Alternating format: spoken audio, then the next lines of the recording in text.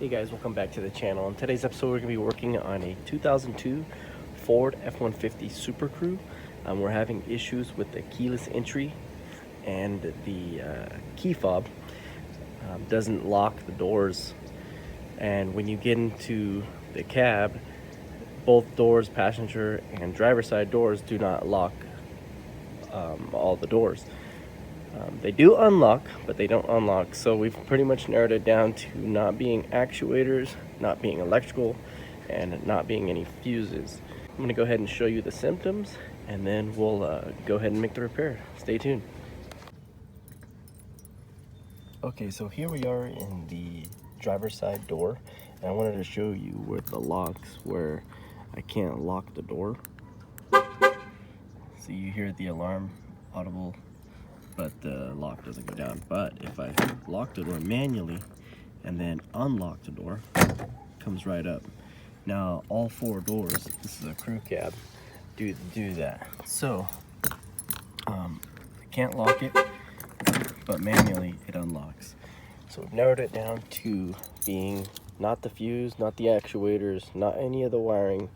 It all lies on a keyless entry control module, which is under the dash, and I'm going to show you exactly where it's at. Underneath the dash here, if you follow the e-brake, there's a module. That white box right there, you're going to have two connectors, an input and an output. We're going to disconnect the output so it doesn't actuate the actuators, the door locks, but we're going to leave the input in so we can actually hear it switching. Okay, so you can see that I've disconnected the plug. It's right off here to the left. I'm going to go ahead and toggle the locking switch and send this module some inputs. So if you can hear the doors, the relays clicking. Just lock.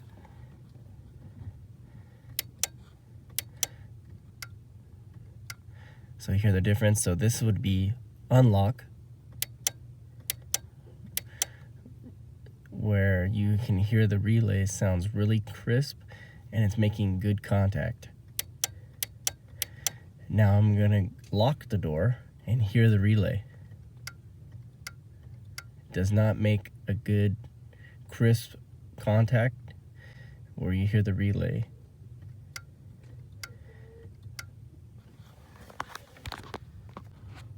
Okay, so we have two sounds that we're looking for: a healthy relay switching and a not so healthy relay switching.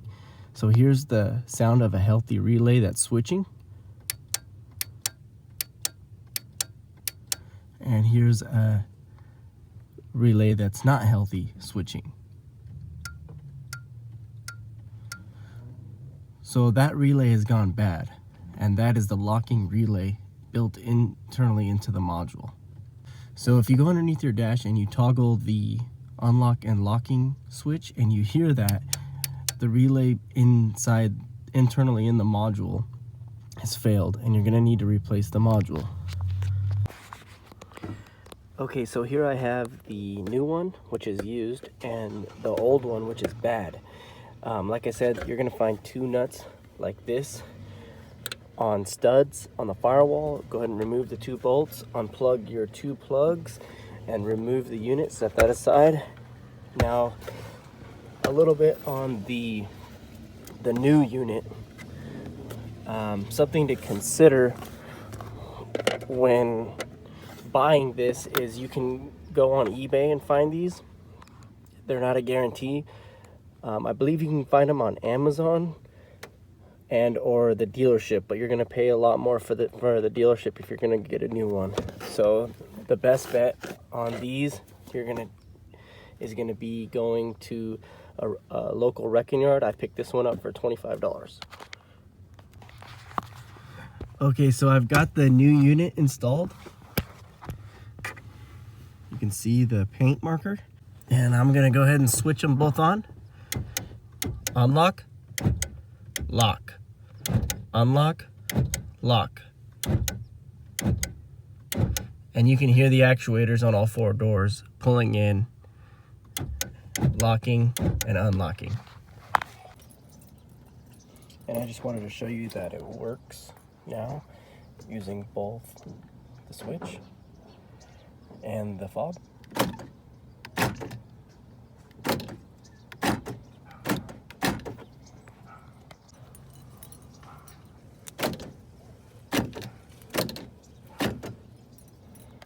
Okay, so now that we have the locks working, we need to program the remote to the new keyless entry module. And in order to do that, make sure all the doors are closed. Open your passenger door, and you're gonna hit the unlock button.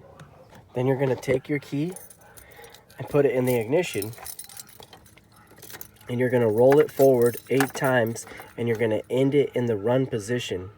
And this will confirm programming mode.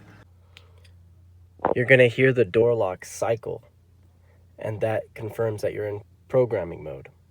If it does not cycle, repeat these steps. Within 10 seconds, press any key on the keypad of the remote. The door locks will cycle, confirming programming mode. Then go ahead and turn the ignition to the off position, and the door cycles will again cycle to confirm the end of programming mode. And you should be able to shut your door and cycle your locks with both the switch on both doors and the key fob. I will write in the description box below exactly how to do it from step by step. Go ahead and look that down in the description box below. The unit comes apart like this.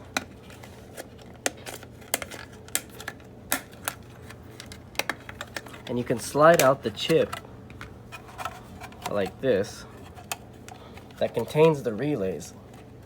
Now you want to be careful not to touch the chip, but it slides out just like this. And the one we're looking for is the lock all. So if you like this kind of video and you want to see how this is going to be replaced and repaired, check out that other video coming in the future. If you like this video, check out some other useful videos that may be helpful to you, and consider subscribing. Helps out the channel. And thanks for watching. See you on the next one.